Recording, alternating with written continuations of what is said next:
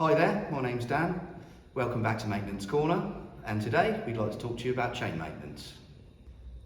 If you own a chain-driven BMW motorcycle, it's very important to look after your chain, especially in these conditions that we're in at the minute. And there are several ways that we can do that. So one of the main points of adjusting chains is obviously the tension of it there. You can see this is a very, very slack chain. And if you did leave your chain for a while, sort of maybe 2,000 miles, it could end up like this. So it's very, very important to make sure that it's at the correct tension. And usually on BMWs, you have this handy sticker here. And in here, it'll have the chain tension that's recommended. And this one's 45 to 50 mil. And simple use of a tape measure, or even a ruler if that's what you've got to hand. What we do is find a nice point at the swinging arm, normally in the middle between the two pivot points here. We normally want it around here. And you measure from the bottom of the chain to the top where it finishes. So here we've got about 100 mil of slack. So that's double what it should be. Okay, so adjusting the chain, you're going to need a few tools for this. 34 mil socket on all S1000 models, long ratchet or bar, 10 and a 13 mil spanner, and always recommend the use of a torque wrench. I'll pre-slacken this off. Just undo that gently. We tend to leave a small bit of tension on that just because it kind of makes things go back a bit more even, sorry. And what we're going to do, watching these lines here, they're all perfectly marked out on the swinging arm. We're going to turn these.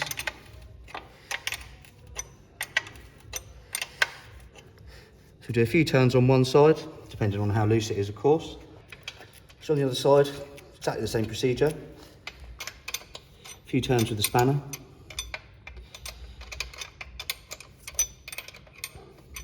Ensuring that these marks are level both sides. Time to measure the chain again. As I said before, from the bottom of the chain to where it ends up when pushed up. And we're set perfectly at 45 mil there.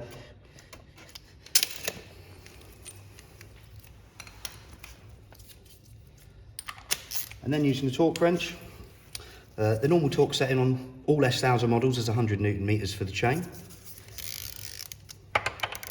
Carefully put the socket on. It's a good idea at this point to hold the chain up like that to stop the wheel moving backwards.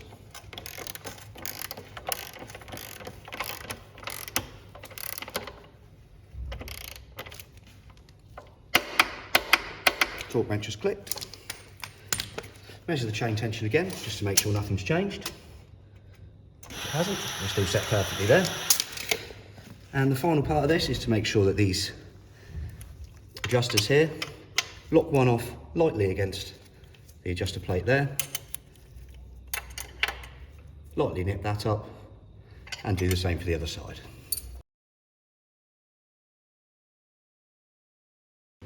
Another important aspect of chain maintenance, excuse me, is chain cleaning. As you can see, this is built up some surface rust there, and if you look in between these links, it's quite difficult to see, but there is starting to get some sort of road grime and build up on that, and that generally is because of the chain lube. You do get things stick to it, so it is quite normal for that to happen, but also very important to clean it off.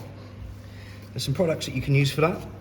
This is one we use here. This is WD-40, just a chain cleaner. These come in a small bottle like this, or the larger like this one. And it's fairly simple to do this. Piece of cardboard, if you don't even got on your garage floor to protect it, piece of cardboard, or we use these absorbent mats. And also the use of a chain brush. These can be had fairly inexpensively off the internet or somewhere like that. And what we'll do, we'll just spin the wheel and apply the cleaner.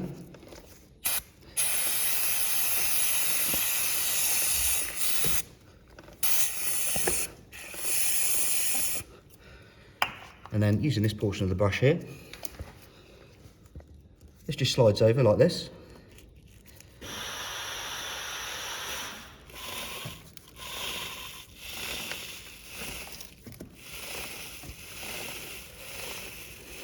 It's important to get in here as well,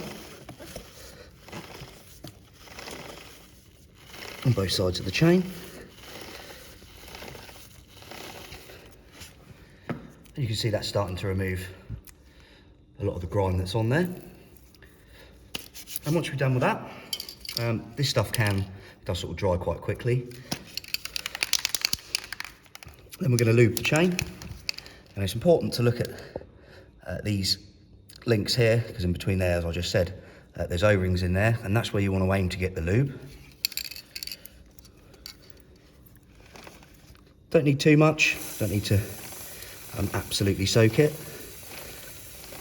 Just a light coat first off in here, and then we'll try and get in the back ones there.